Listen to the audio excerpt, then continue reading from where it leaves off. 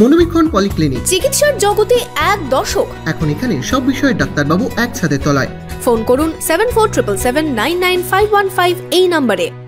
আরজি করের ঘটনায় দোষীদের উপযুক্ত শাস্তির দাবিতে জলঙ্গি পদ্মা নদীর ধারে মিছিল করল কংগ্রেস।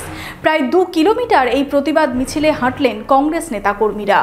জলঙ্গিতে প্রতিবাদ মিছিল করে আরজি কর কাণ্ডের বিচার চেয়ে পথে নামল কংগ্রেস। ঘটনার প্রায় 3 সপ্তাহ হয়ে গেলেও এখনও মেলেনি বিচার। শুক্রবার বিকেলে জলঙ্গি ব্লক কংগ্রেসের পক্ষ থেকে পদ্মা নদীর ধার থেকে প্রতিবাদ মিছিল শুরু হয়। বিভিন্ন এলাকা পরিক্রমার পর বিডিও অফিস মোড়ে গিয়ে শেষ হয় মিছিল।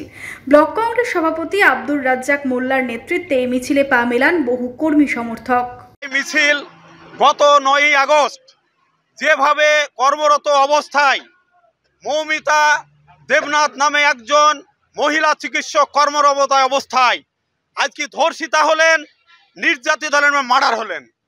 এখনো পর্যন্ত এই রাজ্য সরকার কি কেন্দ্র সরকার, একদিকে রাজ্য সরকারের পুলিশ, অপরদিকে সিবিআই এর কোনো কিনারা করতে পারেনি। কার অঙ্গলি হেননে আজকে যারা রাঘব বোয়াল, যাদের ইশারায় হত্যা হলো, যাদের ইশারায় বাংলার একটা তরুণ তাজা আজকে মহিলা ডাক্তার যেভাবে হত্যা হয়ে গেলেন, আজকে মা বাবার কোল খালি করে নিলেন, সেই মার্ডারের কিনারা আজ পর্যন্ত হলো না।